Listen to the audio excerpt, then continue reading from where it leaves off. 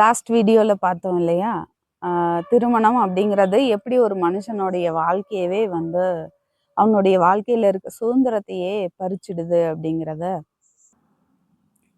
அது எதனால அப்படின்னா, மனிதனுடைய வாழ்க்கையில ஒரு கட்டாயத்தனம் வந்துடுது. அதாவது உங்களுக்கு விருப்பம் இருக்கோ இல்லையோ, நீங்கள் அந்த விஷயத்த பண்ணி தான் ஆகணும். ஏன்னா உங்களுக்குன்னு ரெஸ்பான்சிபிலிட்டிஸ் இருக்குது. உங்களுக்கு அந்த வேலை பிடிக்குதோ இல்லையோ, நீங்கள் அதை பண்ணி தான் ஆகணும் அப்படிங்கிற ஒரு கட்டாயத்தனம் வந்துடுது. அந்த கட்டாயத்தனம் வந்துட்டாலே மனிதனுடைய சந்தோஷம் வந்து பறி போயிடும். இன்னொன்று அவனுடைய சுதந்திரமும் பறி போயிடுது இல்லையா? அப்படிங்கும்போது அங்கே எப்படி மகிழ்ச்சி வந்து இருக்கும்? அந்த ஆணும் பெண்ணுமே நல்லவங்களா தான் இருப்பாங்க. அந்த கணவன் மனைவி 2 பேருமே நல்லவங்களா தான் இருப்பாங்க. ஆனாலும் பிரச்சனை எங்கே வருது அப்படின்னா, பொதுவாக கணவன் மனைவி வந்து ஒருத்தர் ஒருத்தர் குறை சொல்லுவாங்க. ஆனா உண்மையான பிரச்சனை என்னன்னா, எந்த தனிப்பட்ட நபர் மேலேயும் கிடையாது. அந்த கல்யாணம், அதாவது திருமணம் அப்படிங்கிற அந்த ஒரு அந்த கட்டாயத்தனத்துல 2 பேரும் சேர்ந்து வாழ்ந்தே ஆகணும் அப்படிங்கிற ஒரு இது இருக்கு இல்லையா? அதுல தான் வந்து ஒரு வெறுப்புணர்ச்சி வருது ஒருத்தர் மேல ஒருத்தர். ஏன்னா மேக்சிமம் பார்த்தீங்கன்னா, எனக்கு தெரிஞ்சு ஹஸ்பண்ட் அண்ட் ஒய்ஃப்லாம் கிளாஸுக்கு ஒண்ணா வந்தா கூட அவங்க தனித்தனியா உட்கார மாட்டாங்க. அந்த சைடு போய் தனியா உட்காருவோம், மெடிடேஷன் பண்ணுவோம் அப்படின்னு நினைக்க மாட்டாங்க. ஹஸ்பண்ட் கூடவே தான் இருப்பாங்க. அதேபோல 2 பேரும் சேர்ந்தே தான் பக்கத்திலேயே தான் உட்காந்துருப்பாங்க. எப்போ அந்த மெடிடேஷன் நடக்கிற அந்த ஒரு நாள் ஃபுல்லா அந்த 12 மணி நேரமும் வந்து பக்கத்திலேயே தான் இருப்பாங்க.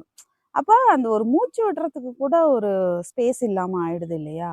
அதனால தான் ஒரு வெறுப்புணர்ச்சி வந்துருது.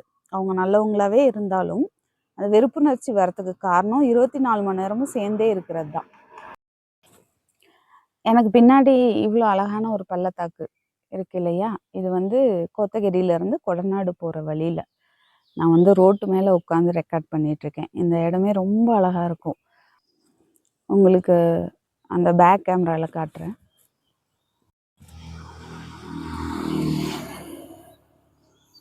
இது வந்து ரோடு.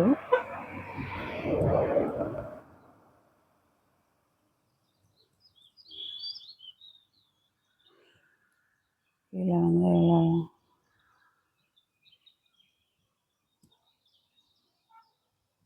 அந்த மலையில் பாருங்கள், அங்கங்கே மேகத்துடைய நிழல் வந்து அந்த மலையில் படுது பாருங்கள். அந்த இடம் பூரா பிளாக்காக இருக்குது.